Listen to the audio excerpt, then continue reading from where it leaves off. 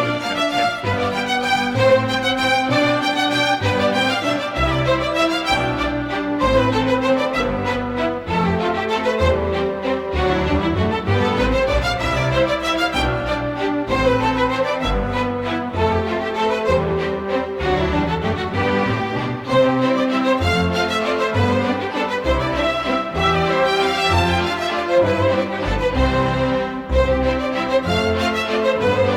Temsil.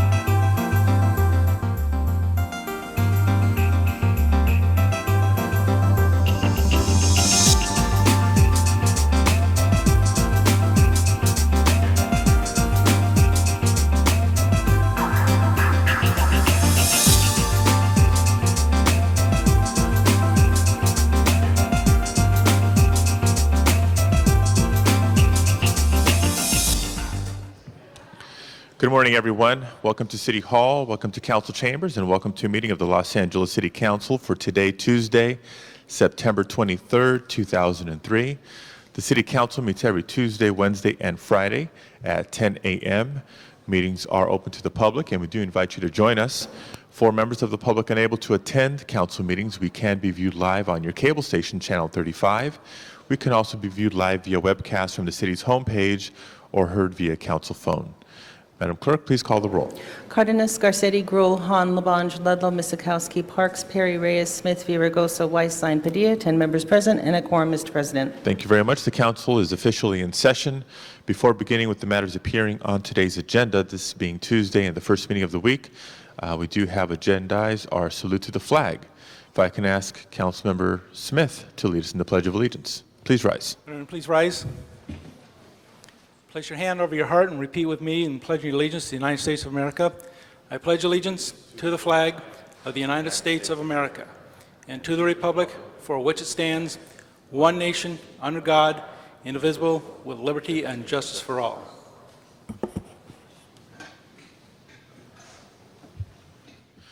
Thank you very much. First order of business, please. Approval of the minutes. Mr. Garcetti moves. Mr. Labange seconds. Commendatory resolutions for approval. Ms. Perry moves and Mr. Smith seconds.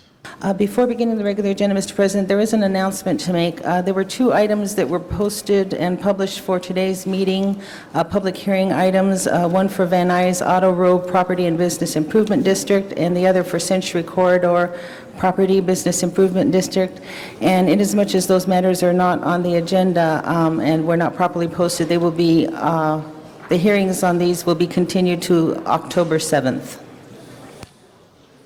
Okay, thank you for that announcement. Next item, please. There are several items to be continued before the regular agenda is begun. Item number 11, applicant consents to continuance to October 28th. Colleagues request to continue item number 11 to October 28th. Seeing no objection, item 11 is continued. And there's also a request from Councilmember Grewal to continue item number 20 for 2 weeks, which would be October 7th. Request to continue item number 20, also without objection. And also a request to continue item number 38 for 1 week, which would be September 30th. Okay. Colleagues request to continue item number 38 without objection. So ordered. On the regular agenda, Mr. President, there are several commissioners. Do you wish to take those matters up first or go through the agenda? Let's call item special and return to commission appointments. On the regular agenda, item number 1 is an item notice for public hearing. It's a confirmation of building and safety assessment. Item number 1 now before us, and I do have one card, one speaker card. We'll call this item special. Next item, please.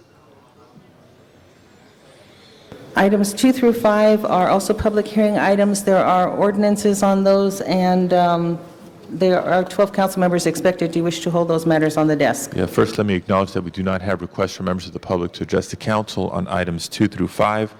Therefore, the public hearings are opened and closed, and we shall hold them on the desk as we do await 12 members today. Items 6 through 10 are street lighting districts, and council should open the hearing and continue the hearings and ordinances to October 14th. Members, items 6 through 10 now before us, and I do not have requests from members of the public to address the council on these items. Public hearings are therefore open and without objection continue to October 14th. Next matters are items for which public hearings have been held, items 12 through 37. Items 12 through 15 are the commissioners. We have 12 members present now. Let's return to items 2 through 5, ordinances being held on the desk. Okay. In just a second, Mr. Labange. Items 2 through 5, Madam Clerk, please open the roll. Please close the roll and tabulate the vote. 12 ayes. Those are approved. Next items, please.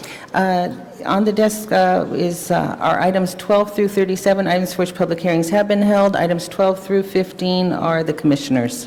Let's hold a commission appointment on the desk as we go through items being called special. Items 12 through 37 currently before us. Public hearings have been held. A motion from the floor would be required to reopen the public hearings. Request for specials. 34, call special by Ms. Misikowski. Mr. Zine. 37, call special by Mr. Zine. Mr. Garcetti. 26 and 23, call special by Mr. 24, call special by Mr. Garcetti. Ms. Hahn. I need 36 special, please. 36, call special by Ms. Hahn. Any other specials? 22. Mr. Parks. 22. 22, call special by Mr. Parks. Any other specials? Any other specials? Seeing none, on the balance of the items, Madam Clerk, please open the roll. Please close the roll and tabulate the vote. 13 ayes. Those are approved. Next items, please. Items for which public hearings have not been held, items 39 through 71, and 10 votes are required for consideration. Okay, without objection, these items shall be before us today. We do have a card on item 39. Let's call that special, leaving items 40 through 71 before us. I do not have requests from members of the public to address the council on these items, satisfying the public hearing. Any specials, items 40 through 71? Seeing none, let's open the roll, close the roll, and tabulate the vote. 13 ayes. Those are approved. Next item, please. Item 72 is a closed session. Do you wish to hold that matter on the desk? Let's hold all closed session items on the desk. And on the supplemental agenda, items 73 and 74 are also commissioners, and that was Commerce, Energy, and Natural Resources Committee report is to be submitted. Okay, let's hold those on the desk as we await the committee report and recommendation, please. Next item. Going back to the items called special, do you wish to take up the commissioners for which I believe there are committee reports, item number 12, 13, and 14? Let's consider these great public servants. I'm sorry. Item number 12 is confirmation of Louis Moret to the Board of Fire and Police Commissioners, and that's a Budget and Finance Committee report recommending approval. Okay, if Mr. Moret can come forward. Colleagues, item number 12 now before us. We do have a committee report recommending approval. Are there members wishing to be heard on item number 12? Mr. Zine. Thank you, Mr. President. Good morning to you. Good morning. You've been there for a number of years, and it seems that the system is working extremely well. We read articles in the newspaper about how those systems are starting to collapse around the state of California in different jurisdictions. Can you just give us a quick analysis of how our system is looking with your direction and the other members of that board? The fund, the Fire and Police Pension System Fund, is currently actuarially fully funded. The contributions in the last 3 years that the city have made has been less than what is anticipated in the future because of the market. As you know, the contributions depend on the market itself. If it's going up and we make more money, the city will contribute less. So let's hope that the managers that we've selected will continue to do a good job and that the city can save some money. So our system is in good shape. Good, sound shape. I'm sure you've read some of the articles around jurisdictions where they're having some serious economic impact. Well, because of, a lot of it is because of the benefits that have been given and that far exceed the amount of money that's being put in or made. But under your leadership and direction, we're in good stead and continuing forward in a positive direction Yes, we for all are. those fine retirees out there. Like yourself, yes, sir. Okay, thank you, and congratulations. I know you've been there for many years. You've done a great job, and I personally congratulate you, and you have my vote and continued success on that. Oftentimes, people don't know what you do on that board, but it's a critical board for all those dedicated members of the police and fire departments that do retire and depend on that for their quality of life. So on behalf of them, I thank you. Thank you. Mr. Reyes. Thank you, Council President. First, I want to congratulate Mr. Moret for all his hard work, his dedication to public life, and everything you've done to contribute to our quality of life in Los Angeles. Just for being a pretty good referee on those boxing matches. But on a serious note, I just want to get your impression from your experience being a commissioner, looking at the direction and the leadership of other commissioners. How aggressive or how open are they to reinvesting in Los Angeles using pension resources as a strategy for building up our infrastructure, our housing, especially those areas that need that kind of investment, where we know thousands of people live, and for whatever reason, investors, corporate sector doesn't seem to treat these areas in the same manner, with the same quality of product. Do you think the pension, your colleagues on the pension funds, are they in a mindset to reinvest in our city the way it should, given that the resources come from the very same employees that put money into this fund? Can you just get your impression on that? Yes, I think they are. You know, we have put 10% of our funds are allocated for what's called alternative investments, and that can be real estate and venture capital and other things like that. We are always looking for funds to invest in. Thus far, there has been no fund that has come to us that is an urban city infill project for Los Angeles. But if you know of any fund that's out there that wants to invest in Los Angeles, we will certainly look at it. And those do exist, those types of funds in other cities where they invest in cities like ours or in areas where we need that kind of intervention? While there are funds that are doing investments in the inner city, but they haven't come to us for us to invest in them. I see. Again, colleagues, we talk about the Housing Trust Fund, we talk about how the airport is using contracts, how the harbor uses contracts, how Department of Water and Power uses contracts, and my question comes back to a very simple point. How much of those contracts stays in Los Angeles? How do we invest in our people? How do we invest in our infrastructure, knowing that these are our monies that should be recycled back in Los Angeles so we can compete with the smaller cities that literally is sucking away our retail dollars, our entertainment dollars. These are the funds, monies that should be staying in our city. And we need to find a strategic way to build up these parts that have been neglected for too long. Again, I just want to thank you for your service and look forward to your leadership. Thank you very much. Mr. Labange. Hey, good morning. I just wanted to rise and just say, Mr. Reyes, on your comment, our greatest, one of our most famous commissioners of all time. More faces have seen you, Lou, than anybody else on your great love of sport as your referee. But Ed, this is a world economy now, and as much as I like to invest in Los Angeles, and I truly would, I think you have to look at what is best to get the highest return, making sure that we invest in the companies that are good companies, that have positive attitudes towards the business that they do, positive attitudes towards the people that they employ, and that they're fair on that. Because I don't want us to go off on trying to keep everything here, because we're a world economy now. We're a world economy in so many different ways, and I just hope we always keep that focus and not be parochial on this here. So I just wanted to thank you, Lou, for what that you have done in the past in your service, and know that you have that there. And if you can't help someone out in LA, fine. If you can, great, but make sure they're as good as everybody else so we're getting the maximum return, so we don't have to go to the general fund on the pensions. You may not know this, you may or may not know this number, because there's a lot of discussion about pensions there.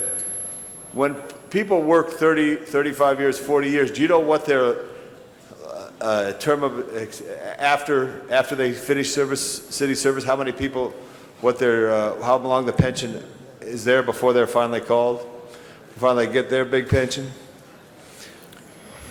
Well, you mean how long they Live. live? Well, you know, fortunately, the fire and police retire at an earlier age, and if they go off and have a less stressful environment, they stay on the payroll. That's why we have to be more prudent in our investments, because our retirees retire younger than the rest of the city workforce.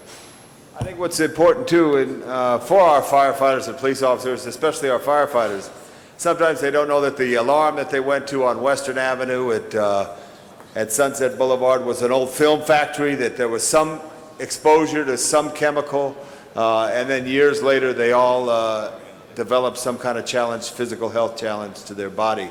So I think that's real important that you look at that particular aspect on that, and I hope they keep a record of these incidents so that they know, because you never know what happens multiple years down the line when they go to incidents, whether it's in the harbor or the airport or in any heavy industrial area or in Hollywood, in some part of Hollywood and film production area. Thank you. Mr. Parks.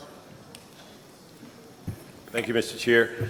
I just want to make sure that our colleagues are aware that Mr. Moret came before the Finance Committee, basically answered all of our questions except one. He would not make a comment on the recent fight with Shane and Oscar, but we're going to get that out of him sooner or later. But I just want to stand and say that he has done a tremendous job in 3 administrations addressing the issues of the fund that he's dealing with on pensions, makes them a solvent account, and tremendous ability for people who work for the City of LA knowing that they're going to have a pension upon leaving the City of LA. And I think the commitment he made also in the committee was to be diligent to look at investments in the City of Los Angeles. And I would hope that, as we did in the Budget and Finance Committee, we give a unanimous approval on this nomination by the mayor. Thank you, Mr. Moret, for service. Thank you. Mr. Reyes? Yes, Councilman Labange, I just wanted you to take into consideration that to invest in Los Angeles is not parochial. I was very fortunate to meet with other legislators, Latino legislators, who brought in pension fund managers from Chicago, California, New Mexico, Texas, Florida. And the topic of discussion was how we invest in our neighborhoods knowing that our neighborhoods reflect the international economy, knowing that our neighborhoods are made up of Koreans, Filipinos, Latinos, South Americans, Central Americans, Mexicanos, Asia Pacific Islanders in our neighborhoods in Los Angeles. So it's not parochial at all. If anything, perhaps you and I should engage each other. I'll take you down to those parts of the city so you can see what great investment opportunities we have if we choose to respect those people, their dollars, the same way we choose to respect and value Beverly Hills, Upper West Side, and all the high-income areas in Los Angeles. It's one city, no doubt about it. But let's understand that opportunity is there if we choose to be enlightened in the way we perceive our great diversity, and that is where our opportunities lie. So it's not parochial at all, and maybe you and I should have a discussion later. Thank you. Thank you, Mr. Reyes. There is no one else. Point of information, Mr. Labange. She said that she thinks that she just said we should step outside. That's not true, even though Lou's here and is the greatest referee in California. Anyway, no. Thank you, Ed. We understand. All right, there is no one else wishing to speak, so this confirmation reappointment is before it. Mr. Zine, I'm sorry. We're just getting a technical from the city attorney, if you hold one moment on this matter. A technical. There's a question regarding recusal, and that's why we wanted to clarify. And has the city attorney indicated? For a couple of pensioners. I have a phone call out, and I'm Well, expecting a phone why call don't we back. just, for convenience sake, ask Mr. Zine and Mr. Parks to step out, and we will, I mean, unless you want to vote. We can hold it. But I'd support you anyway. They receive benefit from the pensions. We can either hold this on the desk or, yes. Go outside and referee. Okay, just in the abundance of caution, Mr. Zine and Mr. Parks have left the chamber, so we can now vote on this matter. Open the roll, close the roll, tabulate the vote. 12 ayes. You are unanimously confirmed. Congratulations, Mr. Moret. Next item. Item number 13 is confirmation of David Farrar to the Metropolitan Water District, and Commerce, Energy, and Natural Resources met on that matter this morning. I believe a committee report is in the process of being submitted. I believe the committee report is being circulated. I know that we signed it this morning. Is there anyone wishing to speak? If not, then this confirmation appointment is, yes, as Mr. Labange. Speak you. David, thank you very much for your service on the Community Redevelopment Agency. Thank you for your service and the mayor's recommendation for you in the Metropolitan Water District. Members, water is one of the most important issues. Give us a little background on water.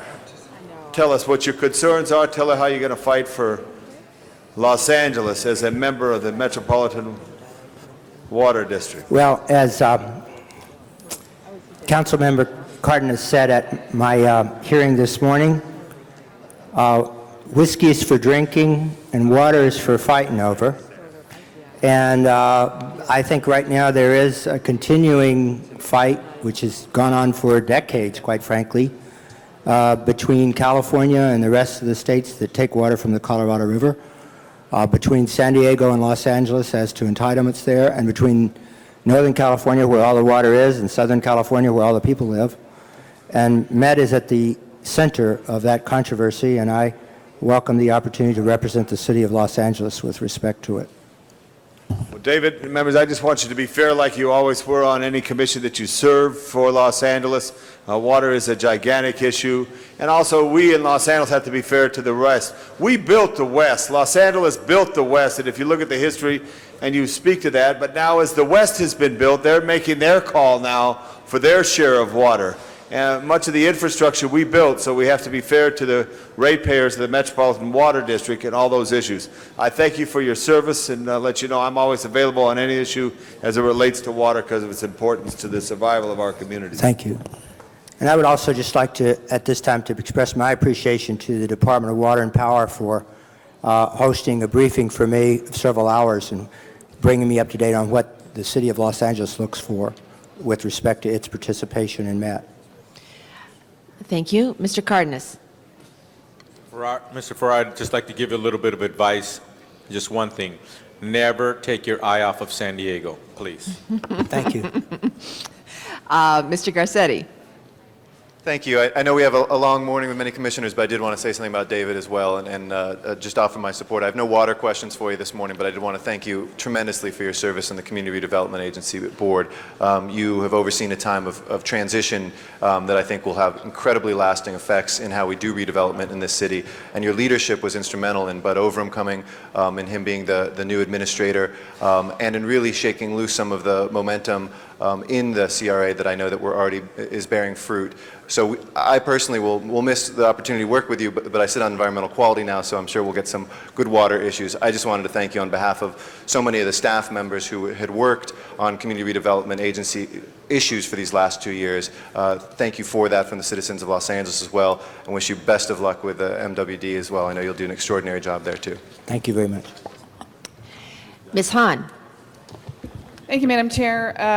Colleagues, I rise in support of this appointment. I just want to take this opportunity to thank you as well for your service on the CRA Commission. I must say I'd never in my history seen someone like you who took such an incredible immediate interest in the possible redevelopment opportunities that we had in Los Angeles, particularly in San Pedro. And San Pedro fell in love with you because you made such an effort to come down there to find out what made us tick and to find out how we could really use the tools available to us in the CRA to really revitalize not only downtown San Pedro but the waterfront. So I really appreciated your brief service there. I think you were able to plant some seeds that we hope will ultimately grow and blossom in that area. So we heard questions and answers in our committee this morning, and I feel very confident that you will bring the same sort of passion and expertise to this commission as well. Thank you for serving. You thought being on a 5-member commission was difficult. 37 members of the board of directors of MWD. I don't know how anything ever gets done, but we thank you for representing us on that. Thank you. Mr. Zine. Thank you, Madam President. I want to congratulate you on what you've done in my district under the CRA umbrella. We've got some major improvements taking place. I know your leadership will expand into the new horizon, and I have a gift for you. It's green, but it's Mountain Valley Spring, which we drink every day. And it's very important that we have this very precious liquid. As Tom LaBonge knows, if it wasn't for Mr. Mulholland, we probably wouldn't be here. We'd be in the desert. So thanks to Mr. Mulholland, and thank you for what you're going to do. And this is a gift for you. Thank you very much. Thank you, Mr. Zine. Again, seeing no one else wishing to speak, we now have the committee recommendation for approval before us. Open the roll. Close the roll. Tabulate the vote. 14 ayes.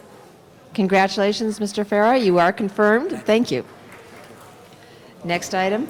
Items 14 and 15 are confirmation of Jerome Stanley and Deidre Lynn to the LA Convention Center Commission, and convention tourism report has been submitted and distributed to the council members.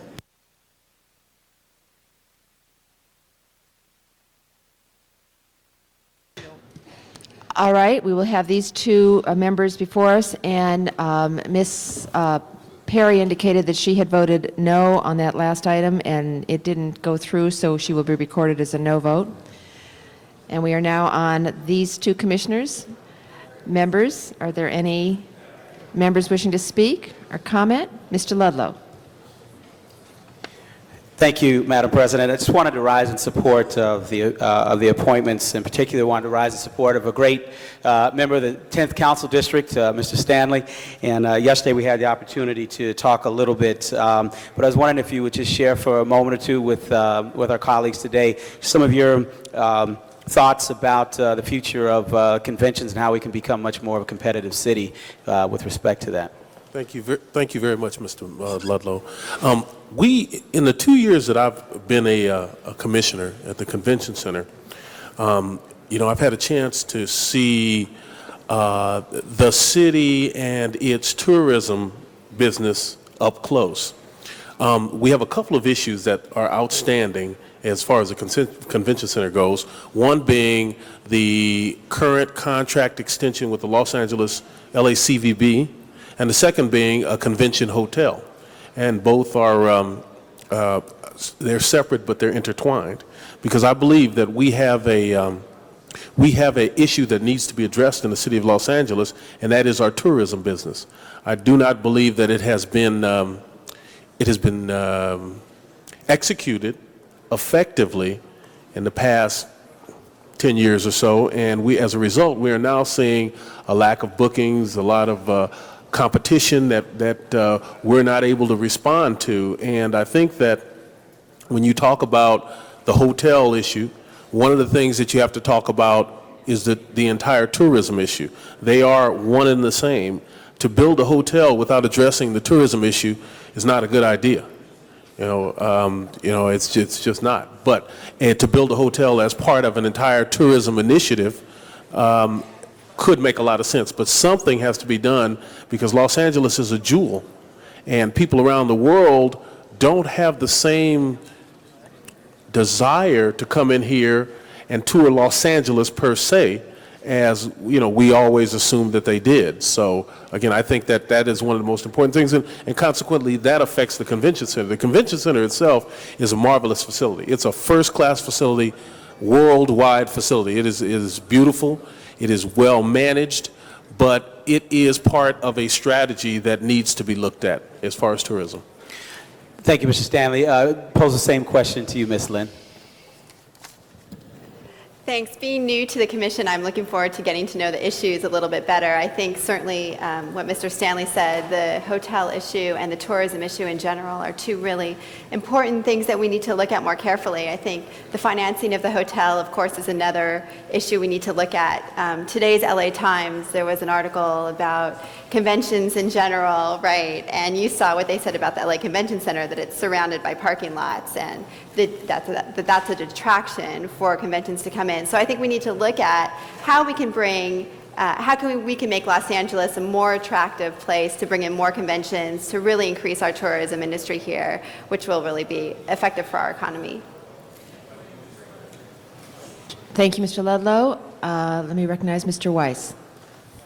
Thank you, Madam President. I just want to welcome both of you and congratulate you. Ms. Lind, I know you're a resident of my district, and it's nice to see you here, and wish you all the best as you begin this process of serving the city. It is a tremendous opportunity when you're appointed to a commission, because it's, Mr. Stanley knows, it's all volunteer, and at times it can be all headaches. I just wanted to reinforce with you something I say to many commissioners, which is go with your best judgment. Do not be cowed by the bureaucrats. Don't let people who've been doing something a certain way for years and years tell you something has to be done a certain way because that's how it's been done. You're being nominated and approved for this position so that you can exercise your independent decisions and your independent authority, and that's very much what we look forward to from both of you. So good luck and thank you. Thank you. Mr. Labange. Thank you very much.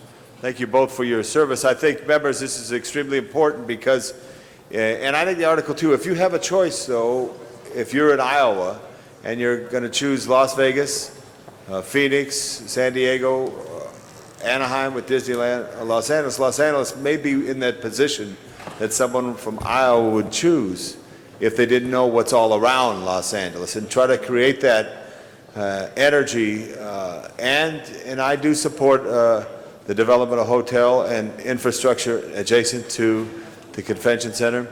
I do support the discussions, and you see this throughout cities in the country when they take sports complexes and put them in central cities, closer to the people as opposed to being isolated in the suburbs, so that it creates that economic impact on that. Do you have any ideas on how you would, not just on sports I'm talking about, but specifically talk a little more about Figueroa Street adjacent to it? There's been a lot happening. Obviously, you've been briefed on what the people who operate Staples Center propose. How does that fit with your personal visions? Well, the Figueroa corridor is something that's very exciting for those that are really in tune with where it's going, from the Disney all the way down to the Coliseum, is an opportunity with a potential NFL team coming in, with USC already in play, Lakers, Kings, Disney, Dorothy Chandler, all these things do give us a core to sell to the world. This is something. But what we've got to do, we need a strategy and we need a leadership for that specific issue. We have enough stuff to sell, but it's just not being sold well. We have competition that we have to look at. When a person is looking at the Mandalay Bay is a completely contained convention center and entertainment complex. I mean, you know, if you're not selling LA well, you're just talking about downtown. People think downtown LA, why would you want to go there? You've got San Diego saying the same thing. You've got Long Beach saying the same thing. You've got Anaheim saying the same thing. They're saying, don't go to downtown Los Angeles. Come here and then go to Rodeo Drive, and we'll get you Dodger tickets if you want to. So we've got to take almost a city approach to it. For a second.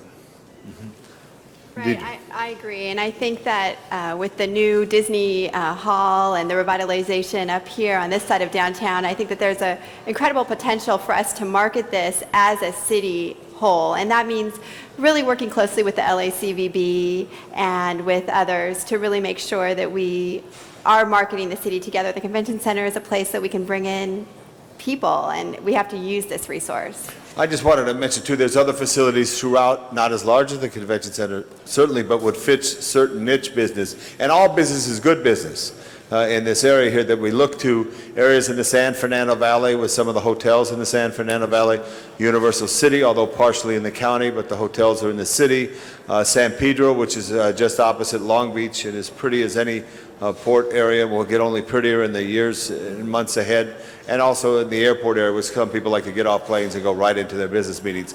Look at everything if you can. Look at Hollywood, look at the neighborhoods, and I thank you for your service to the people of Los Angeles. Sure. Thank you very much, Thank Mr. you. LaBonge. Thank you, Mr. Labange. Again, these two appointments are now before us, members. Madam Clerk, please open the roll, close the roll, tabulate the vote. 14 ayes. You're both confirmed. Thank you very much for your service. Thank you. Thank you. Item number 73 is confirmation of Armando Vergara to the Board of Airport Commissioners, and Commerce, Energy, and Natural Resources Committee report has been submitted and distributed to the council members. Members, we have another confirmation and commissioner appointment before us. Anyone wishing to speak? Mr. Labange. Thank you, Ms. Zukowski. I only wish you were here because I think you would articulate the importance so much of the community process that we must engage, whatever we do with the Los Angeles International Airport. Extremely important, and I just wanted to thank you for your service. I know you have very big issues that are there. I personally believe the Green Line should go all the way into the airport, and some of the discussions that have been talked about are not to what I believe would be a successful infrastructure for Los Angeles International Airport. Off of LAX, what about the regional approach? Do you have any thoughts about our region, Palmdale, San Bernardino, South Orange County, San Diego County? Well, I think we have a beautiful airport in Ontario, which should be utilized a lot more. And so, you know, the regional concept is great. We need that in order to save the traffic at LAX, which is getting to be pretty bad. Okay, I just want us to look regionally as well. We're always going to be there. We're a very dynamic, heavily populated area. Los Angeles International Airport and the impacts on the community will be there. They could be decreased to a degree if we develop regional facilities. And also, do you have any opinion on high-speed rail, or have you have any vision on that? I think the speed rail should end right at the airport instead of where it's ending right now. Right, good. Anyway, these are good things to talk about and discuss. I thank you for your service again to Los Angeles, and I appreciate it. Thank you, Madam President. An honor to be there. Thank you, Mr. Labange. Mr. Cardenas.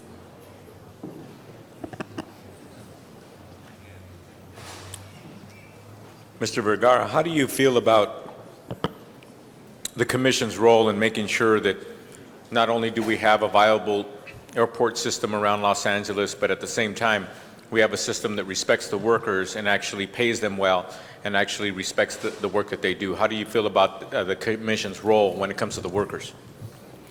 I think we should be there to make sure that the workers in and around the airport have good jobs, steady jobs, good paying jobs, jobs that they can,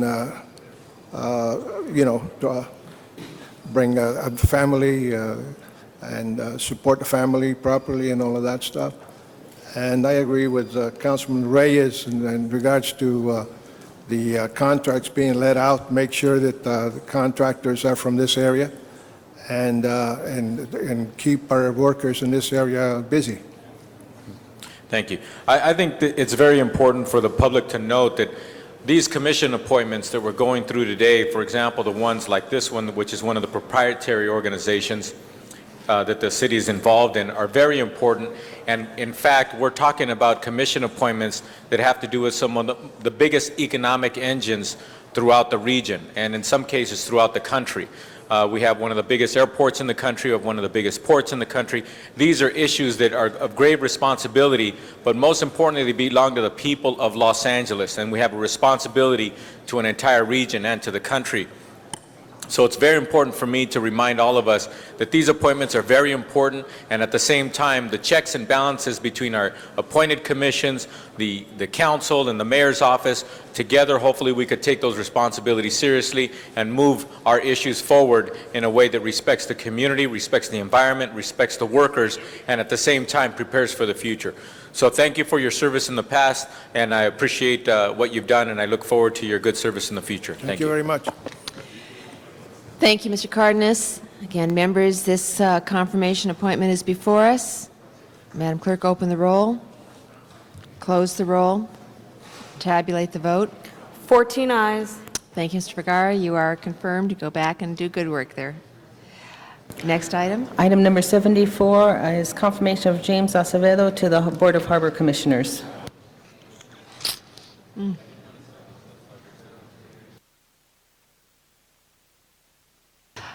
Are there any members? Ms. Hahn.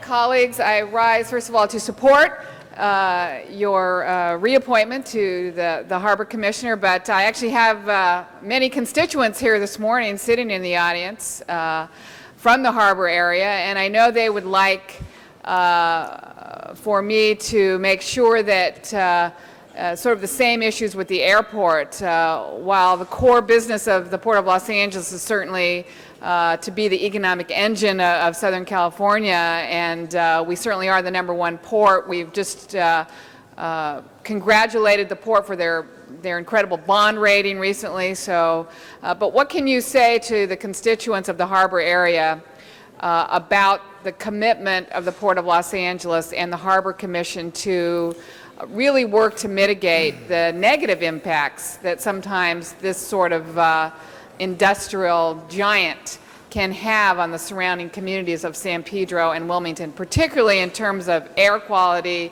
and the truck traffic that literally clogs our streets and our freeways at certain times of the day? You know, as I said earlier, Councilwoman in committee, we have to be a lot smarter on what we do in terms of development and growth of the port. And frankly, do we grow it, or do we even look back and say we've got to do some mitigation before we even look at new developments? And I think the latter. I think, frankly, our support of PCAC, having one of our commissioners chair that in the community, and she's done a phenomenal job because it's a tough job, dedicating staff to evening meetings every day. I think, frankly, we're setting a model not just for the world in terms of how we look at development, but for even our own city departments, because we're interacting consistently with this community, In terms of mitigating the truck traffic, that's just one issue. There's many more. I mean, we've got to look at things like 24/7, as I said earlier. I think that some of the funds that we set aside from the $10 million that we committed yearly, $5 million have gone into the truck replacement, as you know. I mean, one of the things is we've got some old diesel disputing trucks that still are in service, and they've got to be gotten rid of, frankly. Got to be brought up to speed. So I think it's a commitment that our clients have seen. The shippers know that they've got to do things differently if they're going to come into Los Angeles than they're doing in other parts of the world. But frankly, because we're one of the people setting those tones, it's real difficult for people to understand from China or from, from Europe or from anywhere else, those changes. It's difficult. But I think that understand that this commission is committed. I think they've seen that, and maybe we haven't gone far enough sometimes in terms of their perspectives, but I think we'll get there because I think we're committed. Well, thank you, and I heard you talk about that this morning in committee, but know that certainly I know this is the mayor's commitment as well as mine to make sure that we continue to strike that balance between the economic engine of the region and making sure that we don't have to choke on that engine living in the communities that surround there. And know that I am going to continue to push for more operational hours at the port, extended gates, weekends, evenings, because frankly, the infrastructure surrounding our port complex cannot possibly keep up with the kind of growth that we expect to see coming through both the Port of Long Beach and the Port of Los Angeles. I would like to see you and the Harbor Commission and the Port of Los Angeles really be a leader in finally figuring out how we can diffuse some of the truck traffic to other hours of the day besides just clogging it into an 8 to 5 day. I just don't think that makes sense anymore,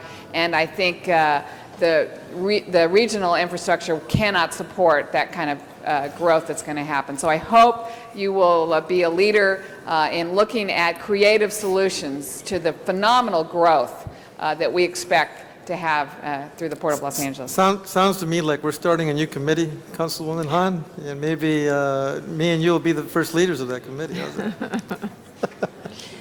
Thank you, Ms. Han. Let me recognize Mr. Cardenas. It's not often enough that I can ask this question and get the answer that I'm looking forward to. You're obviously a resident of Los Angeles, correct, Mr. Acevedo? Yes. What part of Los Angeles do you reside in now? San Fernando Valley. Oh, the San Fernando Valley. The west part of the San Fernando Valley. Okay, in District 5. District 5, that's right. I jog by Councilman Weiss's office every morning. Okay. It's wonderful to know that you're staying in shape and enjoying the wonderful streets of the San Fernando Valley. The reason why I bring that up is because I think it's very important for us to recognize that we're talking about a port commission here. We're talking about an area that is in the southern part of our city, but a very important element of our city. Yet at the same time, we can pull from resources throughout the city in order to bring talent and also bring the resources necessary to make sure that our port functions properly and that we're moving forward in a positive way. In our committee hearing earlier today, Ms. Han was talking quite a bit about the mitigations around the community of the port and how committed the port needs to be on making sure that those mitigations are met and we improve the quality of life around that community, as any large enterprise has an effect on a community. Commissioner, how do you feel about that responsibility, and are you committed to making sure that the port does improve its relationship with the surrounding neighborhood? We're extremely committed, and some of you know, maybe some of you don't, but I've spent my life in trying to better our surrounding communities regardless of ethnicity or sex or anything else. And I think I look at my task there on the commission twofold. One is to look at the economics of the port, but frankly, when people come to us and say how they're being taken advantage of, I take it to heart. And we've got to be able to improve it, but they're not easy questions. Some things that we can't solve by ourselves. In some places we need to have state and federal and county intervention, but where we can make a difference, we do. And so I'm committed to it. My colleagues are committed to it, and I think that we continue to be better at what we're doing. How do you feel about the port's responsibility in making sure we have diversity when it comes to our contracting? It's my understanding that the port is very prolific in putting out contracts in the tens of millions of dollars, even in some cases over $100 million in one particular contract. How do you feel about the diversity of participation of the corporations and the businesses that actually participate in those contracts? It's one thing that I've taken to heart. I brought the mayor's task force down there, and we sat down early on and have had several outreach meetings and just showing opportunities. We've actually consolidated our department's contracting out situations last week, finally, something that I've been pushing for 2 years under one shop, so that everybody looks at the contracts, or one entity looks at the contracts through all of the departments. It's an issue.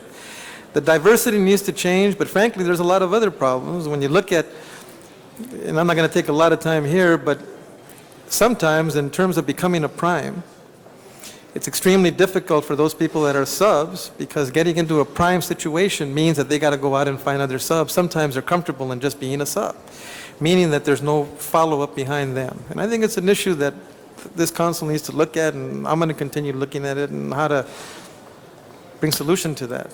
Thank you very much. As the chairman of the committee whose purview is the Port of Los Angeles, I definitely want to make sure that we work together in tandem in addressing these important issues. But at the same time, I want to remind you, Commissioner, that your toughest navigation isn't going to be the drive from the San Fernando Valley to the port. It's going to be meeting these issues head on, and I have every confidence that you have the ability to make sure that the port does move in the right direction. We make tough decisions, good decisions, and we do good things out at the Port of Los Angeles. So thank you for your service, and I look forward to your service in the future. Thank you, Councilman. Thank you, Mr. Cardenas.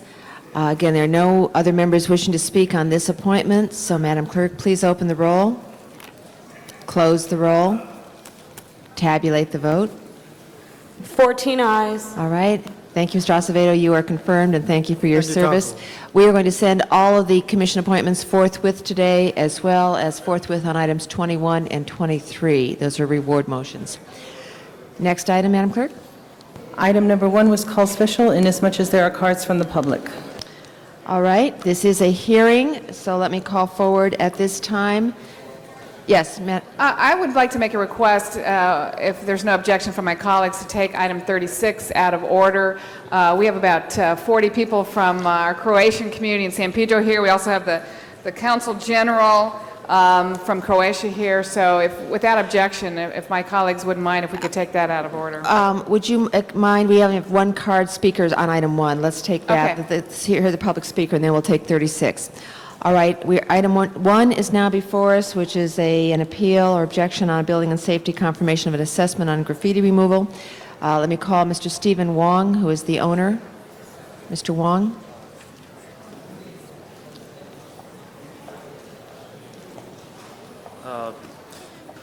Honorable Council, actually, I'm not the owner, my father is, but he has asked me to speak on his behalf.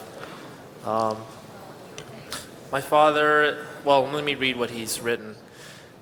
He stands here before you to dispute a $11,500 bill from the city for a perimeter fence erected around his property.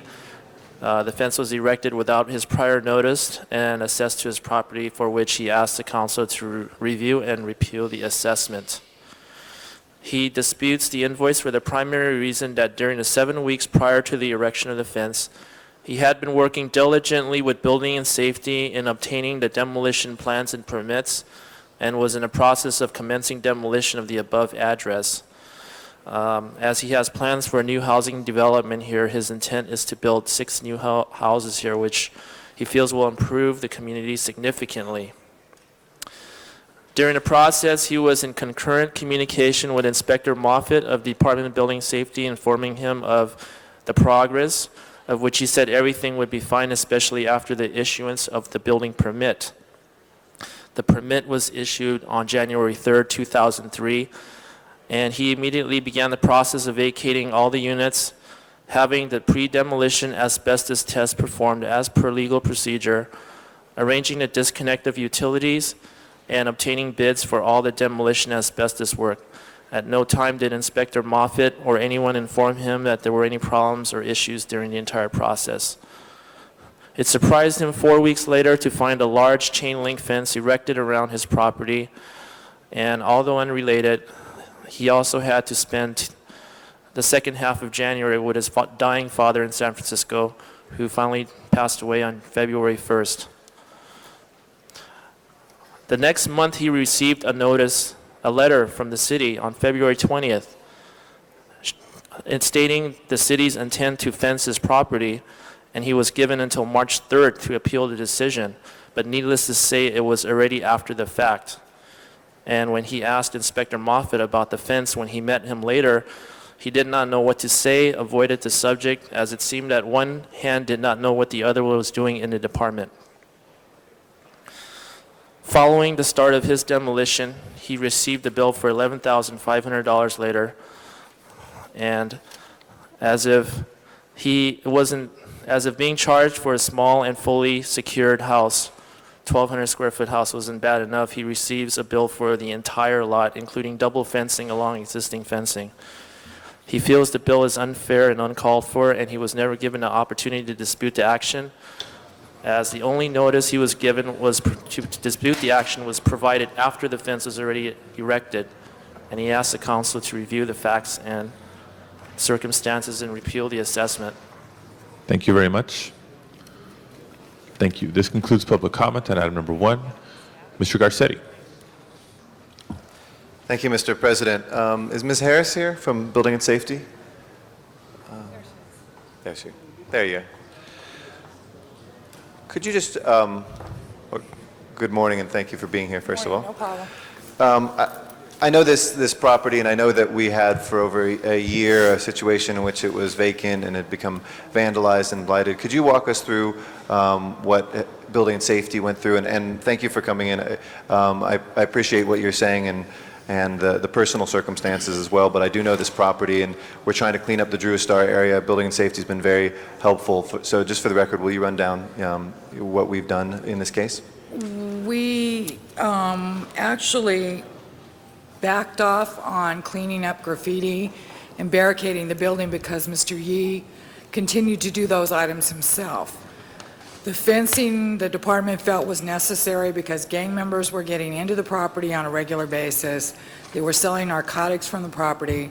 There's a school not too far from the property, and we thought it was necessary to safeguard the children in the area. So our department made a decision that it was necessary. We already got it. And we went ahead with the fence. Mr. Yee was not available to be contacted at the time that we made the decision to install the fence. Computer's doing its thing again.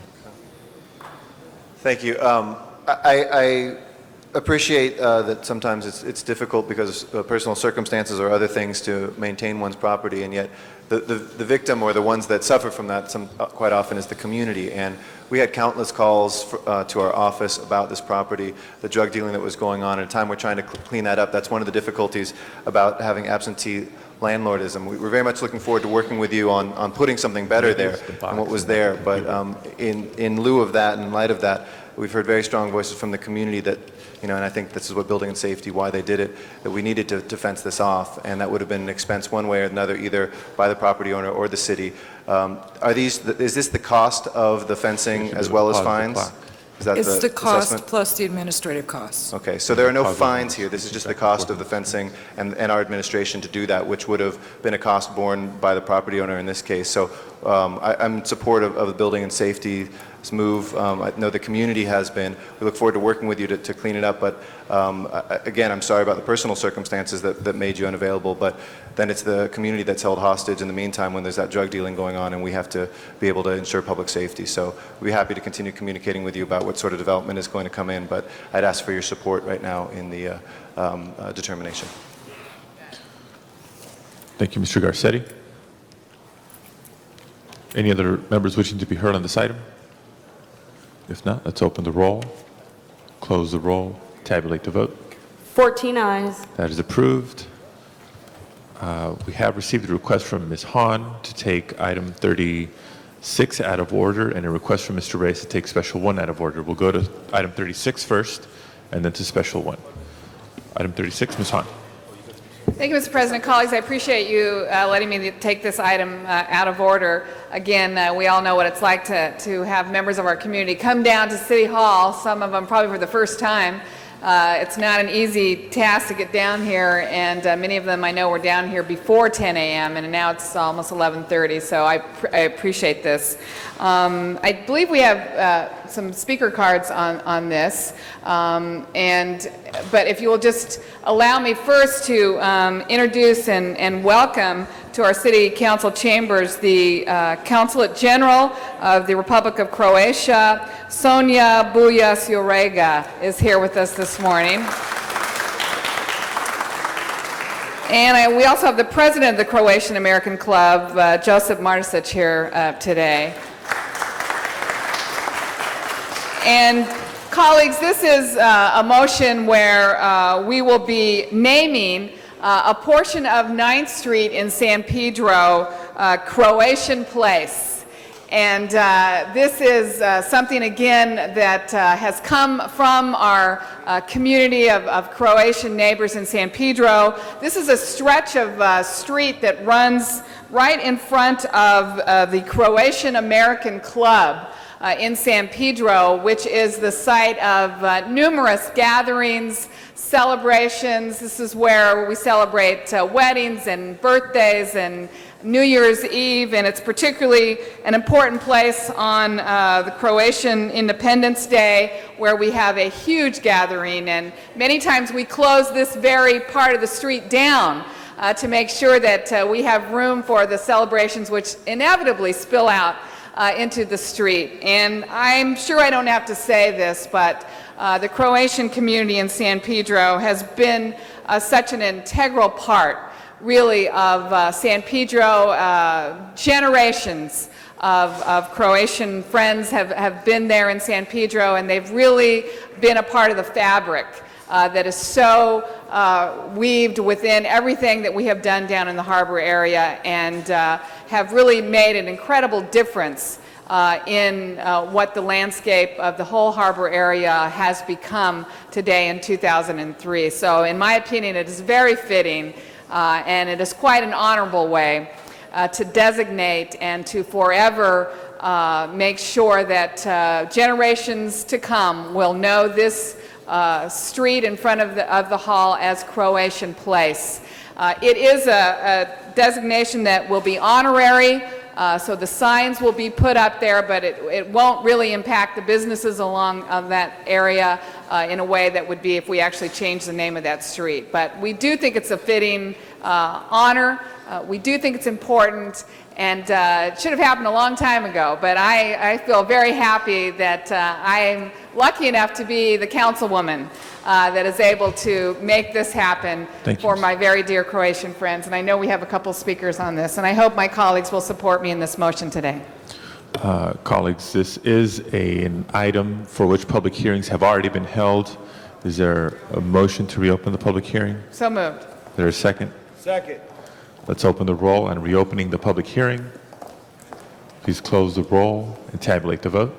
14 ayes. Okay, the public hearing is now reopened, and let's hear from Felix Dio Martisic, Joseph Martisic, and Sonja Bujas-Jurega.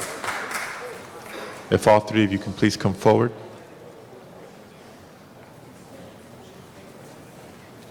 Go ahead.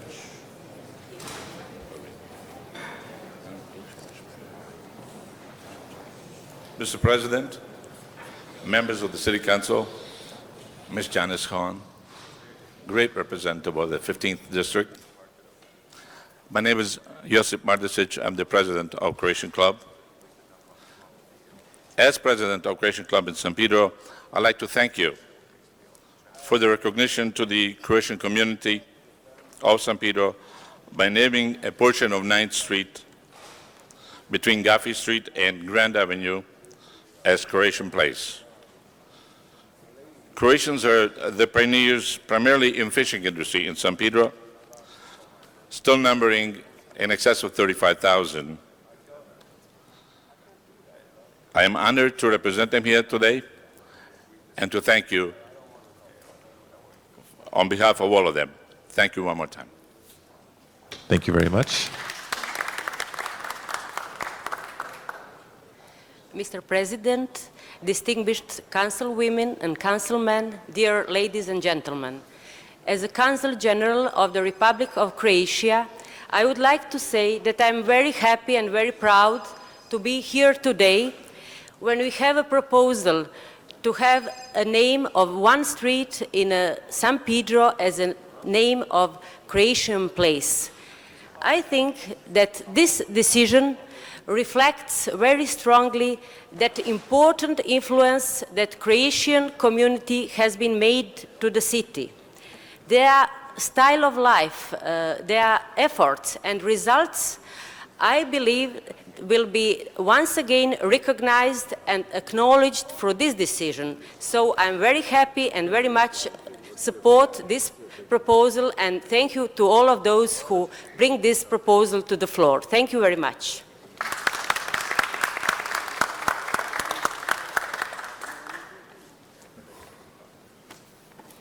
It is a pleasure for me, an honor, to recommend this proposal. Although I live here in the shadow of City Hall, so to say, and I have been here coming a long time. In fact, I was a chaplain for this honorary body, maybe 50 years ago. And still, I commute and often go to San Pedro. Part of our community lives there. And so I am very grateful to this body to recommend this, to approve this. I recommend very much. Croatians are in Los Angeles and San Pedro, one nation, one people. And whatever you do to there, we do to us everywhere. Thank you. Thank you very much. This concludes public comment on this item. Mr. Labange. Thank you, Mr. President, members and council. This was in Transportation Committee. It was approved. Ms. Hahn, we thank you for bringing it together so smoothly, as you always do in this particular proposal, which helps give recognition to a very important part about the community. And I know earlier on, Mr. Reyes and I were talking about investments. We could have gone over about 100 more different communities that have impacted Los Angeles. And this particular community, the Croatian community, and the strength that you give San Pedro, which is the gateway to Los Angeles, is so important. So I want to thank you, and I want to thank Ms. Hahn for bringing it, and your staff, who spoke so eloquently in committee, that helped us be able to make the right decision to support Croatian Place. Congratulations, and thank you, Ms. Hahn.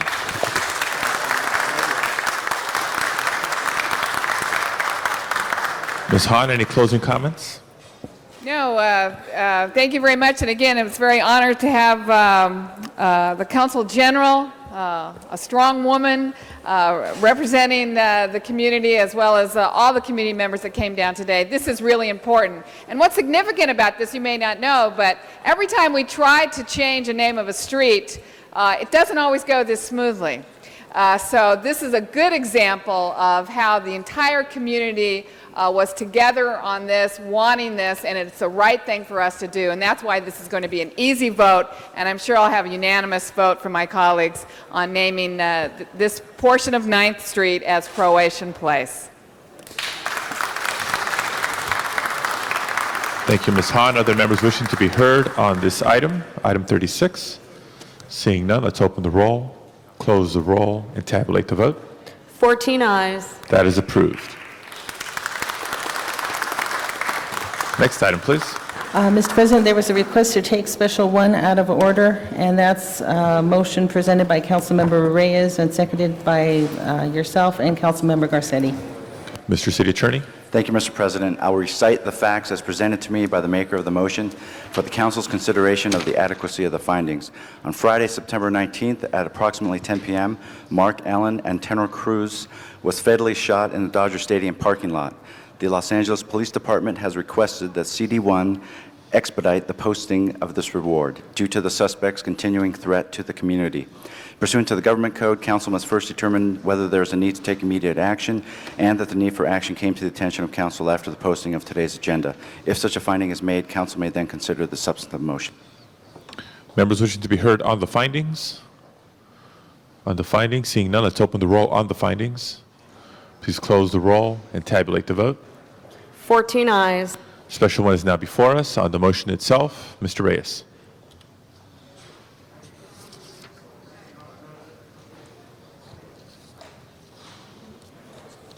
Thank you, Council President. I want to thank you for allowing this to be heard at this moment.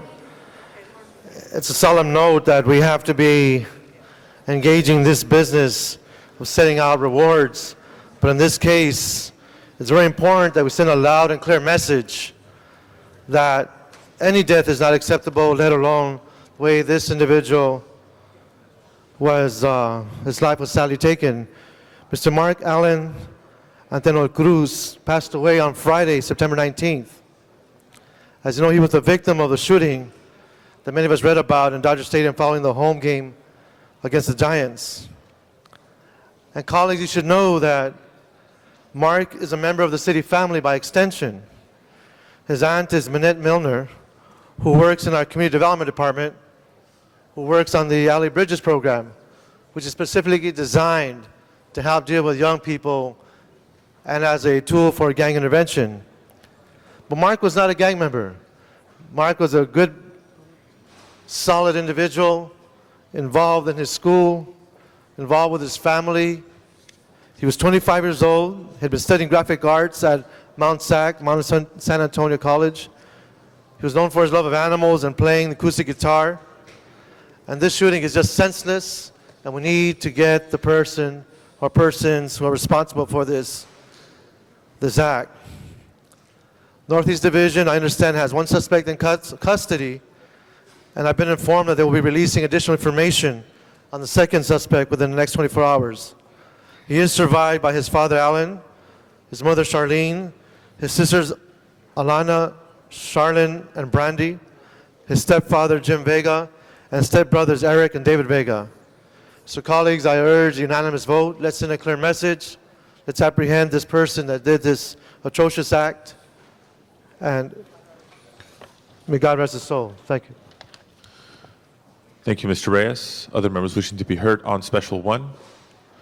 Seeing none, let's open the roll, close the roll, tabulate the vote. 14 ayes. That is approved. Forthwith, please. Next item.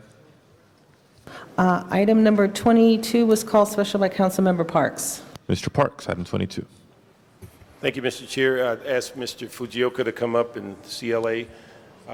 This report was reviewed by the Budget and Finance Committee, and basically asking we do it in full council to give you an update on the city's reserve fund, and not only the reserve fund, but those disbursements that have been borrowed or loaned from the fund to departments to meet their year-end financial needs, just to keep us updated on where we are as it relates to city resources, so as we get ready to not only begin to look at budgetary resources for this fiscal year, but look at next year.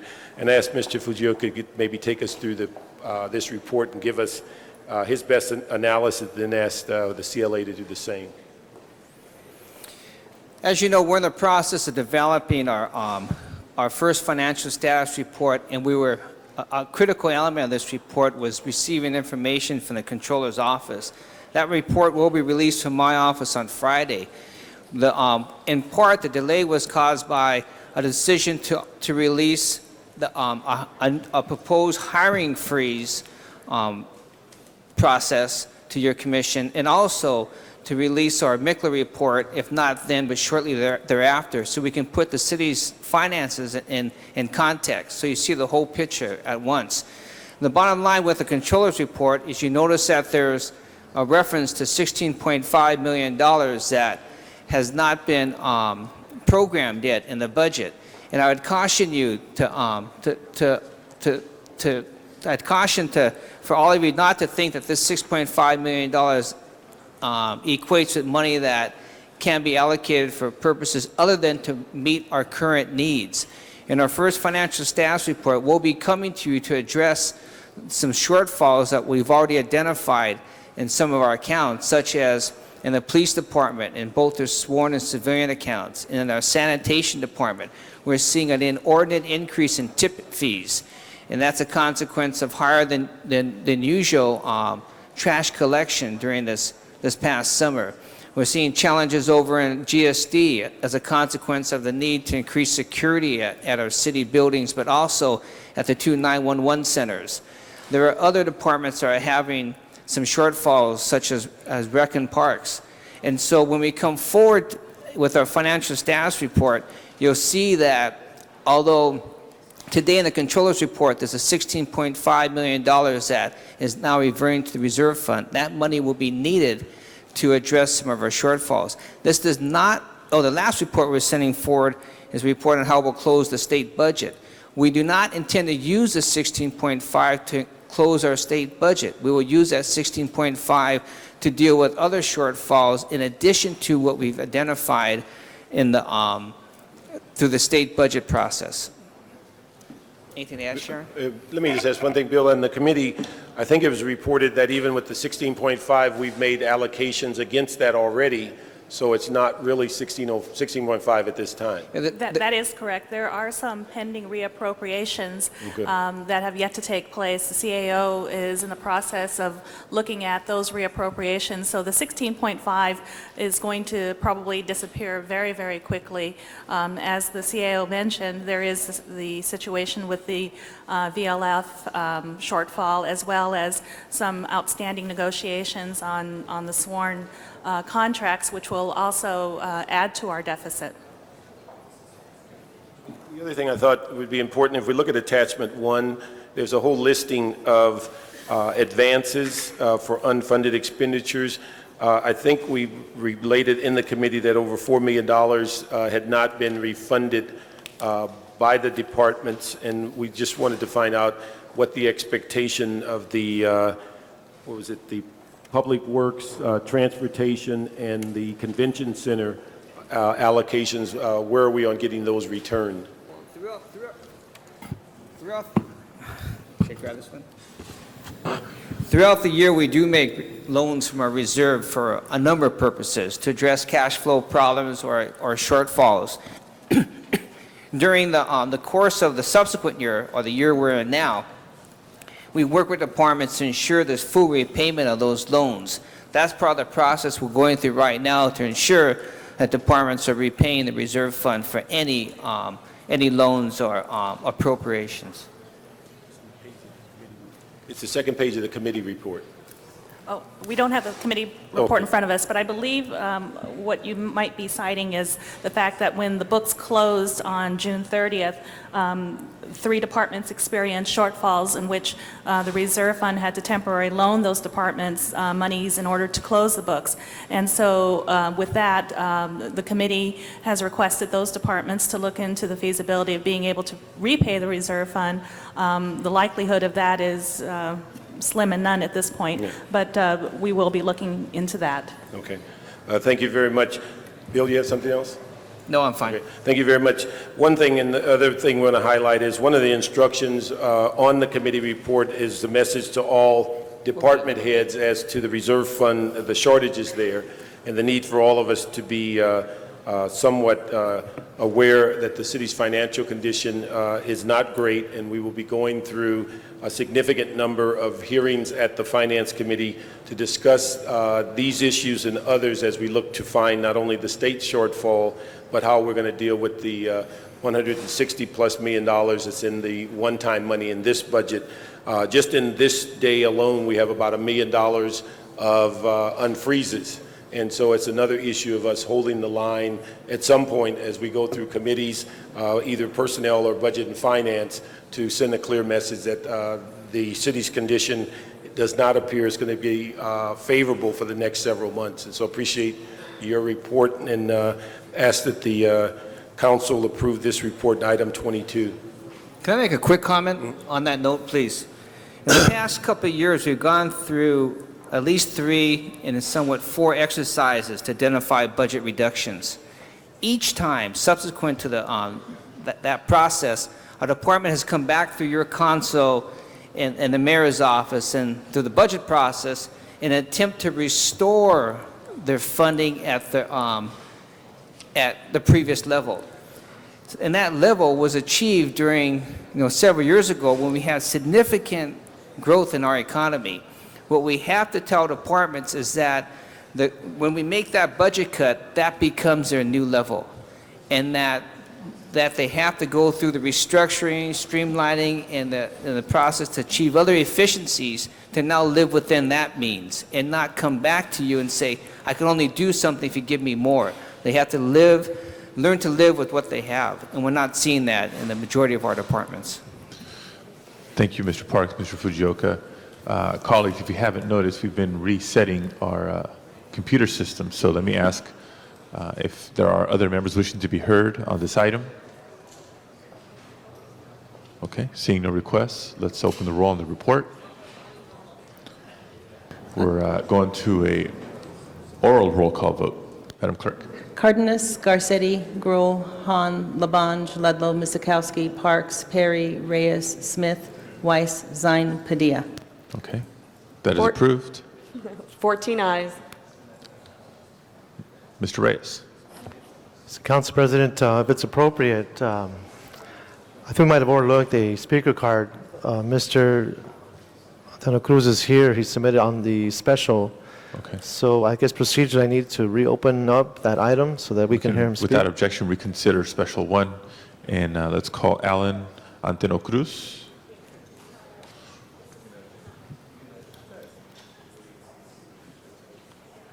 Good morning.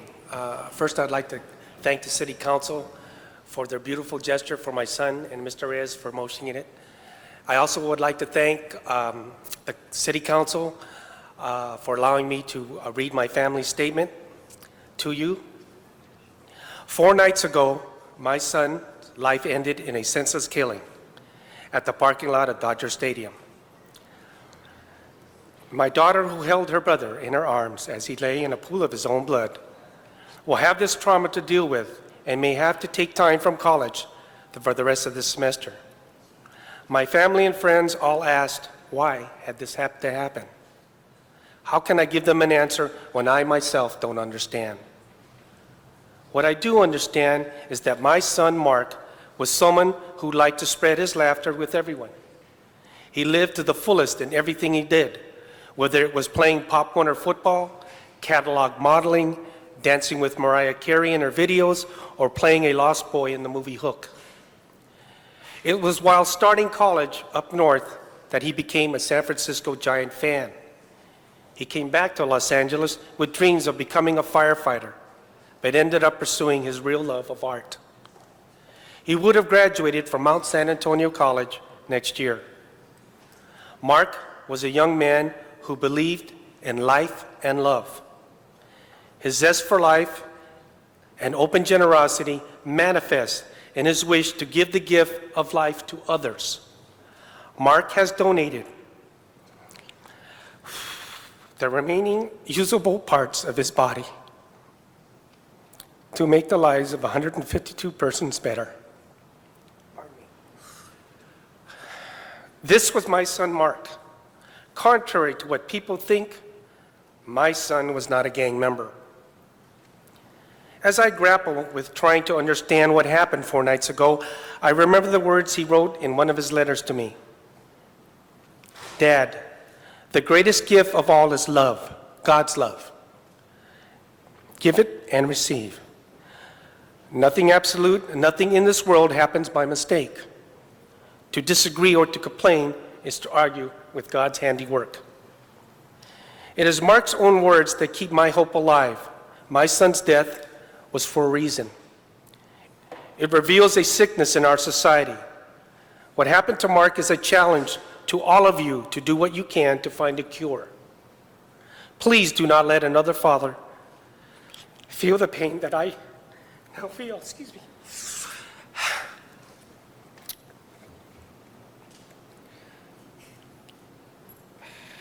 On behalf of my family, I would like to extend our sincere thanks to the Good Samaritans who helped out during the incident, the people who took down the license plate number, the paramedics and the hospital emergency crew. We are grateful for the work of the LAPD and hope that they're able to find the missing culprit soon. My family continues to cope with this tragedy. We are astounded at the sympathies we receive from people across the nation. Your prayers and condolences have helped lift our spirits. You have reminded us that what America is all about. It's about being there for each other. Thank you very much. Thank you, Mr. Antenor Cruz. We appreciate your public comment. Mr. Reyes, anything further? No? Let's reopen the roll and close the roll and tabulate the vote. 14 ayes. Okay, that reward motion is approved unanimously and shall be sent forthwith. Next item, please. Item number 24 was called special by Councilmember Garcetti. Mr. Garcetti.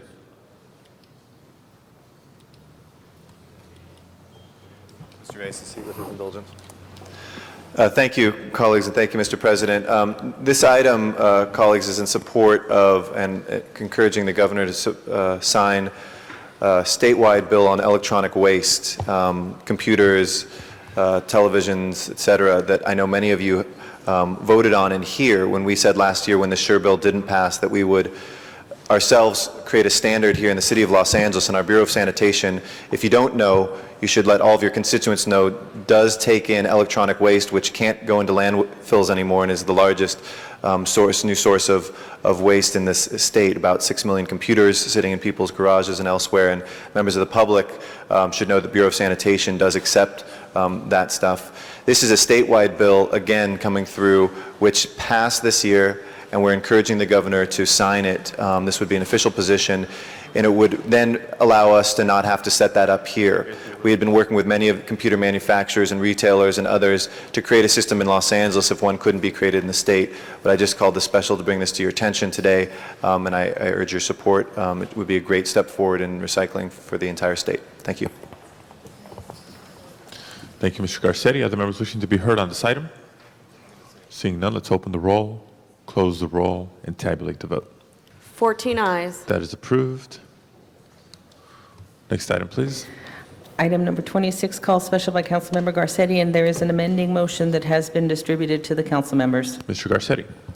Thank you. If I can just ask staff to come forward. I know there was an outstanding issue in committee. I just wanted to hear. This also is a position for clean air, and we had it in committee. Ms. Perry and I concurred that we might want to ask for the state to take a slightly different position than the one that they had right now in enforcing clean fuel or cleaner fuel for all the waste haulers. My question was, if we took this different position, which I was in principle in support of, what legal remedies would still exist for the individual against private haulers legally for us to be able to make sure there was some enforcement mechanism, that we weren't just saying get rid of this enforcement mechanism and not offering any of our own, but making sure there was one. So just wondering if staff could respond to that. Sure. Thank you, Councilman Christopher Westhoff, Assistant City Attorney, Public Works General Counsel. Can we hold this time, please? The South Coast Air Quality Management District already has an infrastructure in place where they do enforce all of CARB's rules against potential violators of air regulations throughout this particular district and the other districts in California. There are inspectors, there are people that go out. In fact, the city has been subjected to their enforcement on a number of occasions. So there already is an infrastructure, and that's what would be missing in this. If the city were to do it, we would have to go out and create that infrastructure of inspectors and people to go out into the field to ensure that there was compliance. In addition to that, there are also a cadre of district prosecutors at the South Coast Air Quality Management District that could take the information that was developed by SAQMD inspectors and then proceed to seek civil penalties. In addition to that, the Attorney General's office has authority under the Act to seek civil penalties. In addition to that, the district attorney has the ability to seek civil penalties.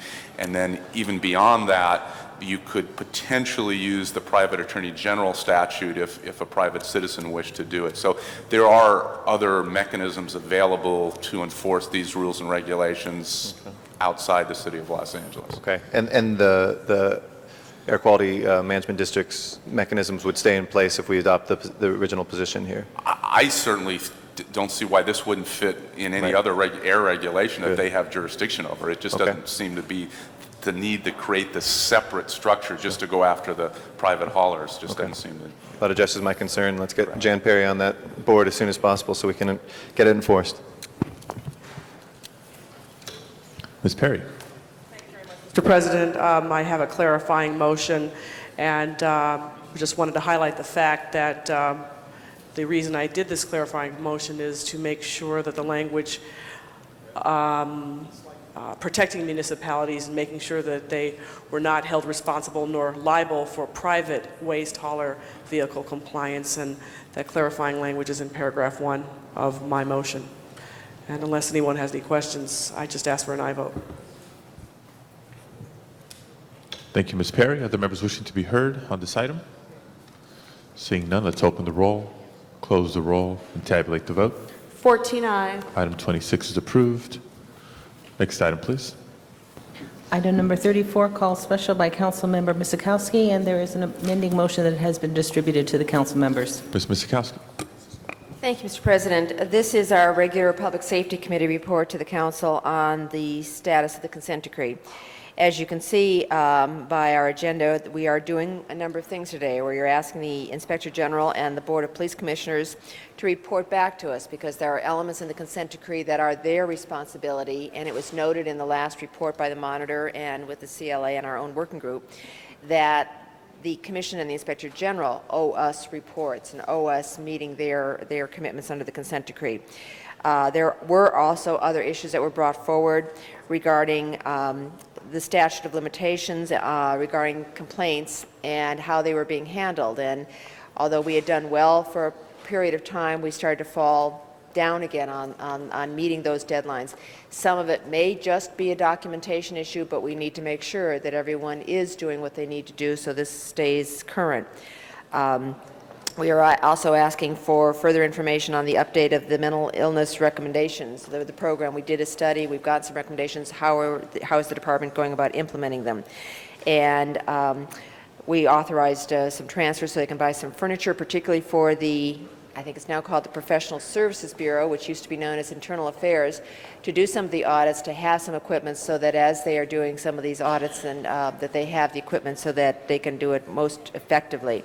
We gave them for exemption from the purchase freeze, exemption from the hiring freeze on the Inspector General in particular. And motion 34A, we learned that where we had gotten a $600,000 grant from California and the Highway Patrol in particular, we only just recently received the funds, so we need to reaffirm that we want to accept these funds. They are important relative to our pedestrian and traffic stop data program. This will go into the right account to facilitate not only the printing of the forms, the scanning of the forms that are the paper forms, but also help us to pay for the automated field data collection system that has been approved and is going to roll out and hopefully make this a lot more error-free. And so I ask for an adoption of the committee report and the amendment. And members, essentially the report is we are in, as we know, the crucial year under the consent decree. The Chief of Police has said absolutely they are going to do whatever it takes to meet the consent decree so that we can get out of it and get on with the business of running the top-notch police department in the country, but also free up people to regularize what they need to do, but put people and officers on the street. Some of the important things going on in the consent decree, and we got this particularly from Mr. Chaliff last time, is that they are doing a much more significant job in the civilianization of areas right now where police officers are doing work that we can turn over to civilians to free up those officers and the command staff to get back into the field doing what we most need them to be doing, which is protecting us and fighting crime. But with that, I ask that you approve this report, and we keep the heat on the department to make sure that as the monitor reports to us and others report to us, we are making sure that we meet this consent decree so that we can get beyond it and really go on and do the overall policing job that we know our department is capable of. Thank you, Ms. Miskowski. Mr. Ludlow. Thank you, Mr. President. First, want to thank our colleague Cindy Misikowski for bringing this committee report in, and obviously am rising in support. Last night, I had the honor of being at an event in honor of our council president, Alex Padilla, that was sponsored by the Police Protective League and also the Firefighters Union. One of the things that really stood out in my mind as we were talking is how we are really at a point right now where I think the sentiment in Los Angeles about the progress that's being made around the issues of public safety may not have ever been at a better time than it is right now. When you go to block club meetings, as I'm sure many of us do on a nightly basis, you can feel the sense in the community that the department is up and running. You can feel the sentiment with the rank and file. Confidence is rising. And I think you can also feel the sentiment with the command staff, that we have a desire to see the reforms in the consent decree and also the Christopher Commission implemented. But more importantly, this has not been one element. This has been a progression. We've had 3 chiefs of police that can all take credit for some part in this effort, Chief Williams, Chief Parks, and now Chief Bratton. And I think this is the right direction.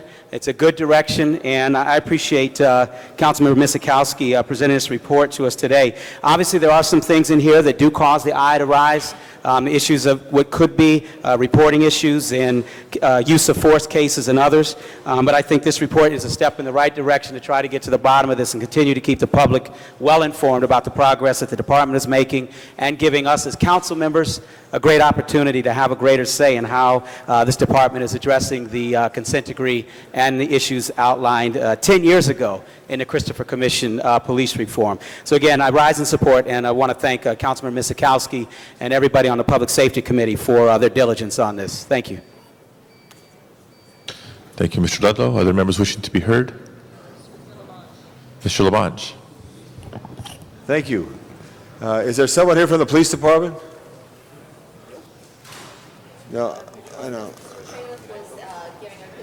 Police Commission today, but we do have Ms. Garrett, who was the head of the working group, works with the working group in terms of answering some of Okay, I just think we should have someone from the police department at the center table when we make these presentations, so if there are questions. You're with, we can you hold it know, on the desk and yeah. ask Mr. Chaliff to come over. He's probably... Yeah, I just think it's that important, right? So let's hold it on the desk and we'll see what happens. And I don't know, Cindy, and let me ask Cindy this here, because this goes to your committee prior to coming to council. Because I think it's benefit that we all hear this all the time, because it's so important, because I don't want us not to be successful at the end of this requirement that the federal government has put on us. So I want to make sure the representative for the police department is here to hear members speak and discuss this issue here. That was my only thought. I think that's fine. We'll have Mr. Chaliff come. When it is in committee, we've generally had all 5 members present, and we spend 2 hours on getting this information and vetting it and detailing it and going over the independent monitor's report as to what the monitor has said about us, making sure that with the city attorney, the mayor's office, the commission, and the department, we are in agreement as to what we need to do to make the corrective actions and meet the compliance deadline. So I have, again, we can hold this on the desk. We always, I see Mr. Ripovich over here, and we always have the Police Protective League with us when we do the consent decree as well, because clearly there are items there that affect every police officer and need to be collaborating with the management and the representative groups to make sure that everyone is on the same page. But we can hold this for further discussion. Thank you. Thank you, Mr. Labange. Other members wishing to be heard? Seeing none, let's open the roll. Alex? Okay. We'll hold it on the desk. Next item, please. Item number 37, call special by Councilmember Zine. Mr. Zine. Mr. President, my questions have been answered and resolved. Thank you. Thank you. Other members wishing to be heard on item 37? Let's open the roll, close the roll, tabulate the vote. 13 ayes. That is approved. Item 39 is next. We had called this item special to hear from a member of the public. They have since withdrawn their speaker card. So public hearing for this item is closed. Members wishing to be heard on item 39? Seeing none, let's open the roll, close the roll, and tabulate the vote. 13 ayes. That is approved. Next item, please.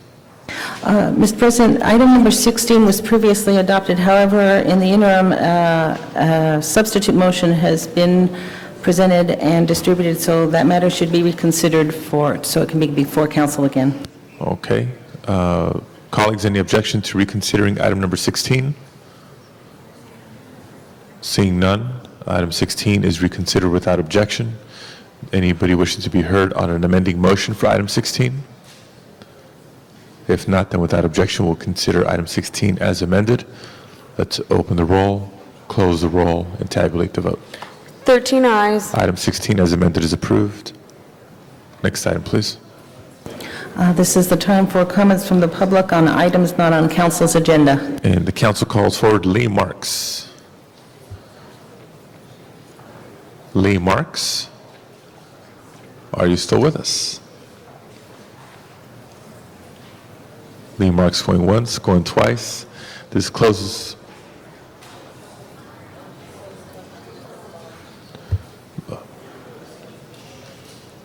Well, we'll see if we need to reopen public comment after Mr. Labange's conversation. Next item, please. Mr. President, do you wish to clear the desk before going into closed session? Let's do housekeeping. Council has motions for posting and referral. Motion shall be posted and referred. There are excuses on the desk. Council member Zine requests to be excused Friday, September 26th for personal business that meets council policy. Excuse granted. Council member Reyes requests to be excused Wednesday, September 24th for city business that also meets council policy. Excuse granted. And Councilmember Ludlow requests to be excused Friday, September 26th for city business that meets council policy also. Excuse granted. And there is a special two. Just initialed it. It should be coming around momentarily. And I believe it's been distributed to the, or in the process of being distributed to the council members. Mr. City Attorney. Thank you, Mr. President. I will recite the facts as presented to me by the maker of the motion for the council's consideration of the adequacy of the findings. Just yesterday, the Housing Department was notified by the U.S. Department of Housing and Urban Development that it may be awarded 2 grants related to lead-based paint hazards if HUD receives the signed grant agreements in Washington, D.C. by Thursday, September 25th. Thus, the documents must be signed by tomorrow.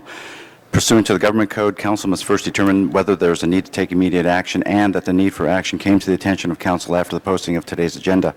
If such a finding is made, Council may then consider the substantive motion. Okay. Members wishing to be heard on the findings? Seeing none, let's open the roll, close the roll, tabulate the vote.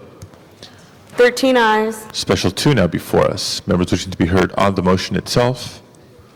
On Special 2, seeing none, let's open the roll, close the roll, and tabulate the vote. 13 ayes. That is approved. Forthwith, please. Ms. Misikowski. Mr. President, I think we can go back to item 34, the consent decree matter, because we have Mr. Chaliff here from the Police Department. Mr. Labange had asked that the Police Department be present. I don't know if he had any further questions, but we are now having the Police Department as well as the CLA and the Mayor's Office present. Okay. As the consent decree team comes forward, let me make a quick announcement. Earlier in the meeting, item number 12 was a confirmation of a commissioner to the Police and Fire Pension Board. And Mr. Parks, Mr. Zine, and I believe Mr. Smith at that time had recused himself to avoid any perception of conflict of interest. We have since been advised by our city attorney that indeed there is no conflict of interest. And Mr. Zine, Mr. Parks, Mr. Smith all wish to be recorded as aye votes on confirmation of Mr. Moret. Should we reopen the roll? For formality's sake, let's reopen the roll on item number 12. Let's close the roll and tabulate the vote.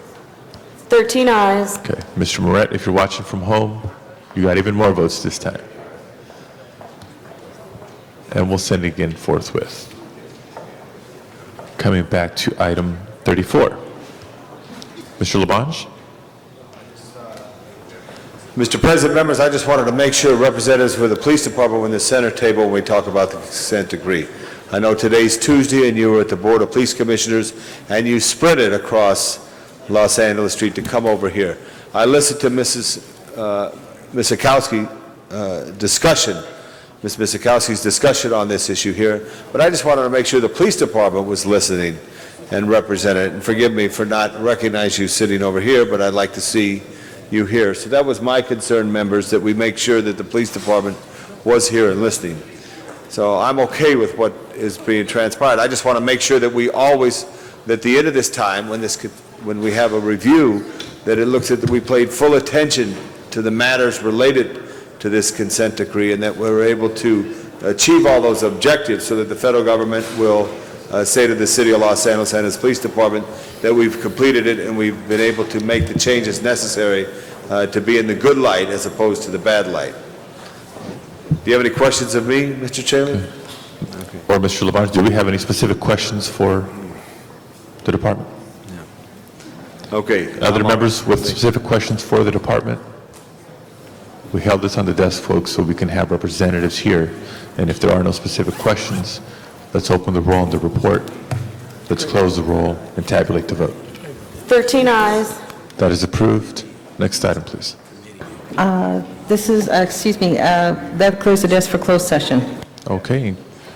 We did have one speaker card submitted under public comment. Lee Marks, did you still wish to address the council? Okay, this is your opportunity. Hi, I'm here because I desperately need help because I'm being most severely, viciously swindled by MTA. It's so blatant and so brazen, this swindle. I have all the documents and everything, and witnesses, government witnesses, to prove how I've been being swindled by MTA. I've called all the offices, and I get no help.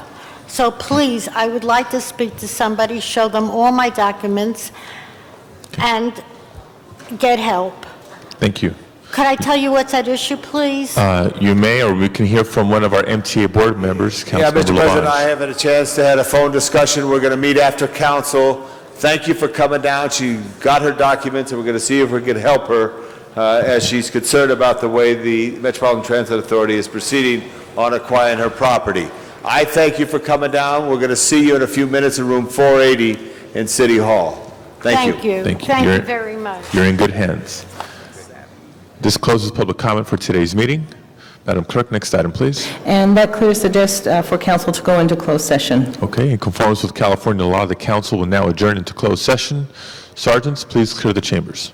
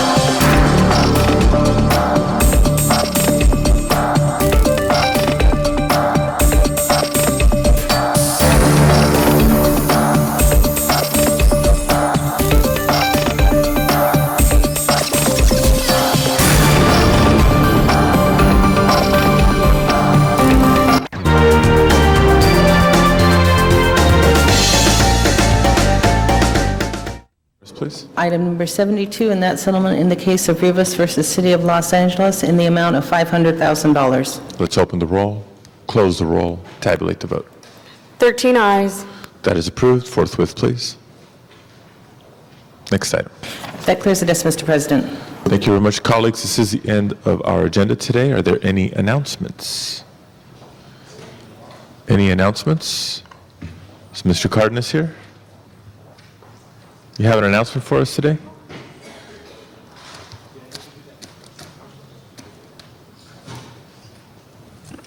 Thank you very much, Mr. President. I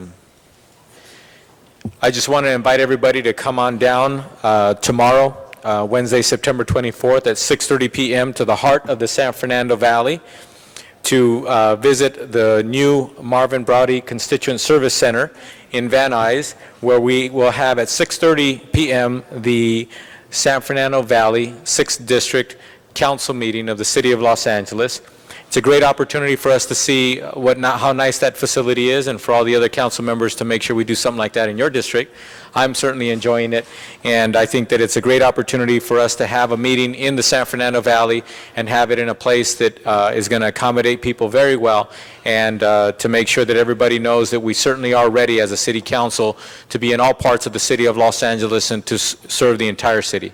So I hope everybody's going to be there. I think and hope all my colleagues are going to be there, and I just want to make sure the public understands that they're welcome, and we look forward to their participation.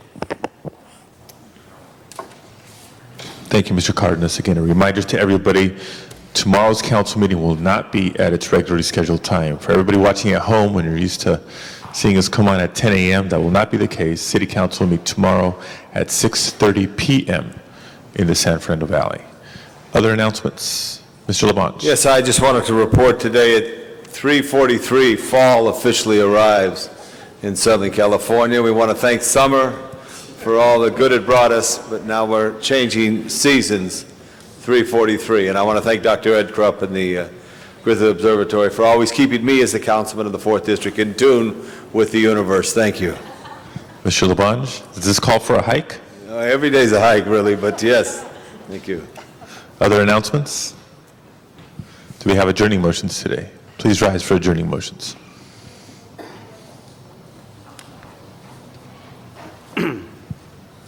Adjourning tributes, Mr. Garcetti. Thank you, Mr. President. Colleagues, for Mr. Reyes, the action that we all took earlier on the reward motion in order to find the killer of Mark Allen Antonio Cruz, I ask that we adjourn in memory of Mark Allen Antonio Cruz, who passed away on Friday, September 19th, the victim of the shooting that we all have now heard about and many of us read about and saw at Dodger Stadium following a home game against the Giants. And by extension, Mark was a member of the city family because of his aunt, Minette Milner, who works in our community development department. Mark was 25 years old. He had been studying graphic arts at Mount St. Antonio College, known for his love of animals and for playing acoustic guitar.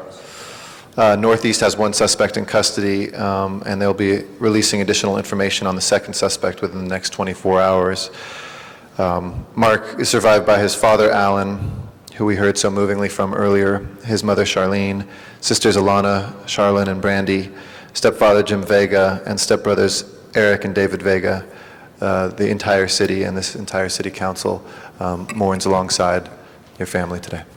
All members. Ms. Gruhl.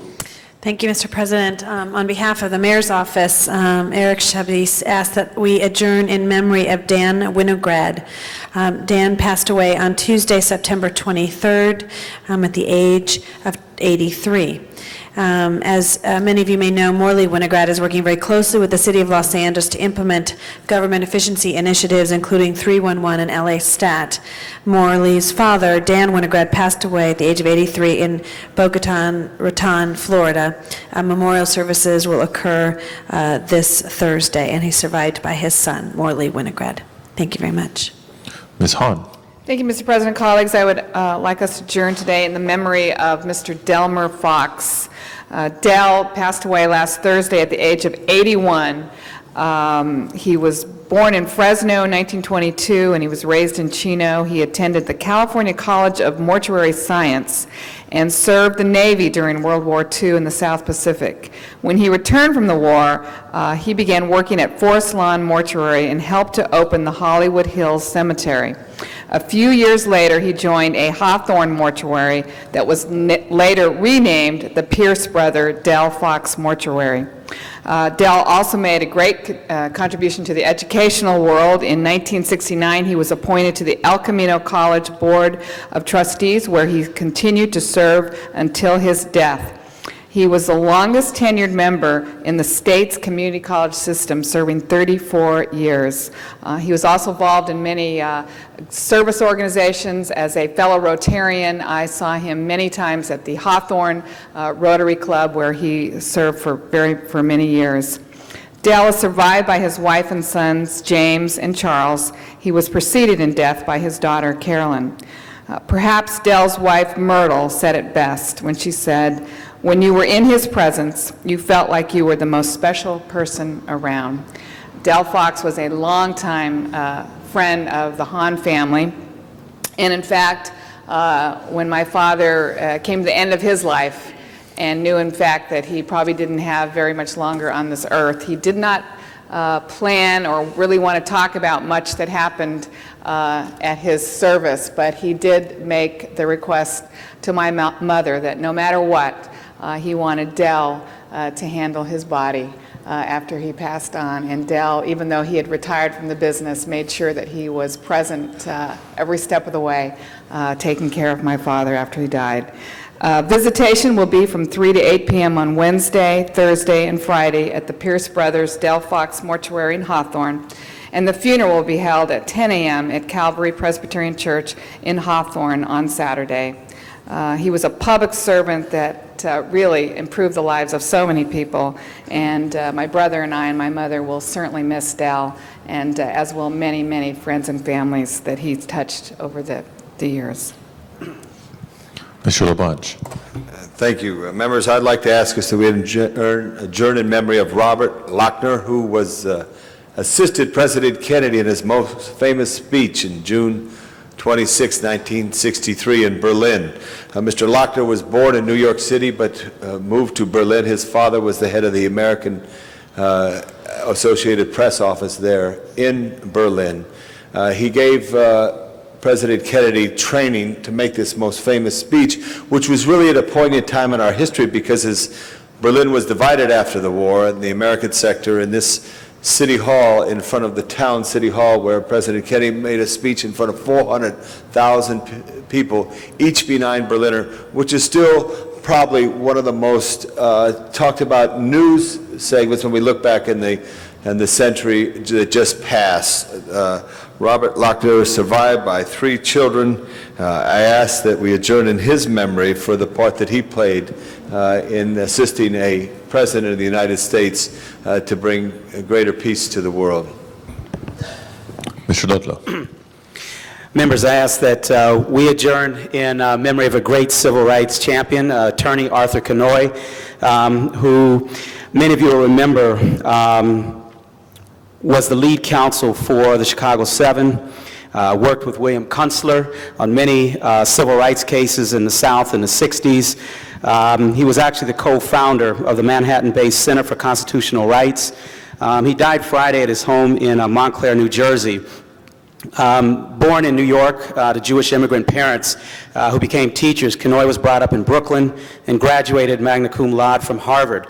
He served in the Army in North Africa and Italy during World War II and earned his law degree at Columbia University, where he eventually became executive director of the Law Review. He began his legal career as a lawyer for the Electrical Workers Union and then formed his partnership law firm with William Kunstler. And one of the most famous cases was that of former Congressman Adam Clayton Powell. It was one of the cases that Kanoy took on after Congressman Powell had been basically muzzled by the House of Representatives. I want to just adjourn with a final quote that was in the LA Times from Arthur Kanoy. "I am old and small, but I will not stop because I know what I'm doing and the others do not. And I believe in what I am doing and the others believe in nothing and fear everything." Members, I ask that we adjourn in memory of a great civil rights champion, Arthur Kanoy. And then I have one last one. It's sad for our staff this past week. One of our staff members, Doug Nelson, lost his mother, Gloria Nadine Brown Nelson.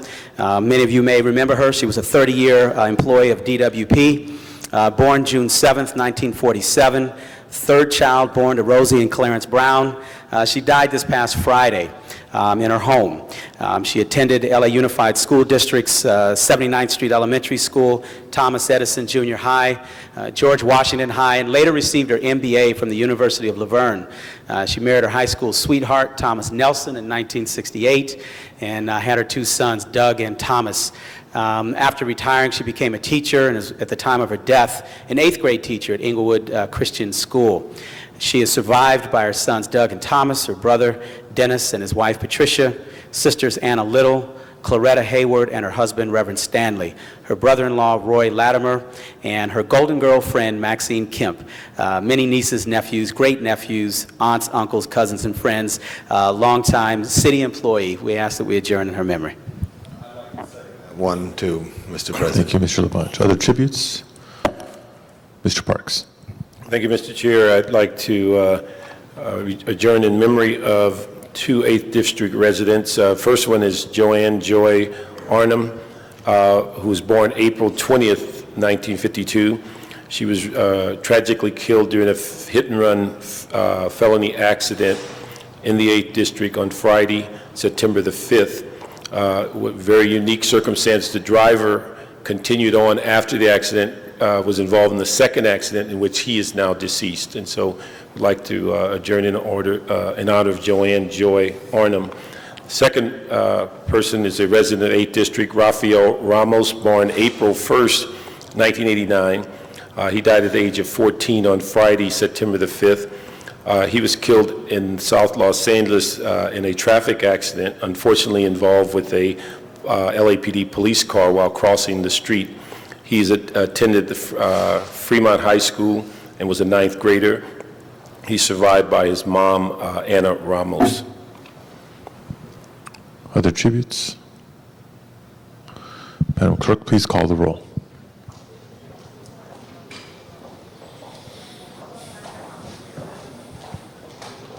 Thank you all very much. This meeting is adjourned. We will see you tomorrow at 6:30 p.m.